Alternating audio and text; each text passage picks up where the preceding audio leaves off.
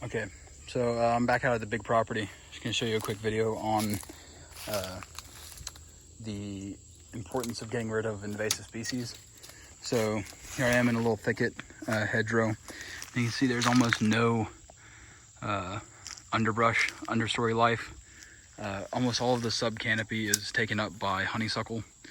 And just to show you that this is not natural, so a lot of these here are like honey locust and osage trees.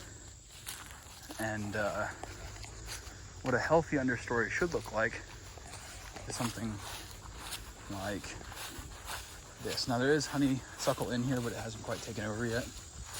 You can see in here you've got shrub growth. There is some canopies or light sources in there. I mean, look how rich that is. That's like borderline tropical, which, you know, for the deep south is not an unreasonable description.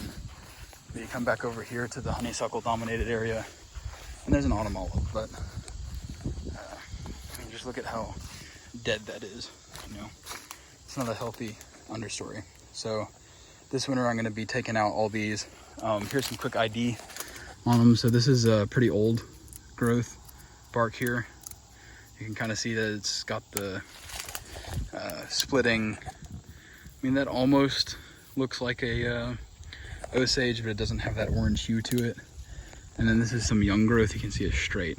So the young stuff will have this straight bark, straight lines roughly. You can see like that. And then as it gets older, it starts splitting and gnawing up. Let's see if I can find some leaves. So there's some green growth. It's got leaves of 2. And then let's find, here we go. So you can see it's got 2 leaves. This is some probably 2 or 3 year growth. And you can just see how thick that gets. I mean, look at that canopy. You know, there's no light getting through that. So your understory dies pretty quick. It's just not good for it. And another thing, when you cut it, if you get this like really defined central pith, I mean, that rots away pretty quick. And if you cut it, depending on the season and age and everything, sometimes that pith will just be removed anyway and it's hollow. It's an extremely soft wood. So here, just a light strike cuts it. And you can see, yeah, that pith was just completely open. So this is invasive, especially here in Middle Tennessee area. Do what you can to get rid of it if it's not native to your area. And you can see one of the problems with it here. So I cut that so I can mow under here. And like, look at how many suckers it shot out. I mean, that's just crazy. Let's see, 1, 2, 3, 4, 5, 6, 7, 8, 9. You know, off one cut branch. So it's a problematic plant, and if you're in the area, you should get rid of it. You can see those grasses there are normally pretty shade loving.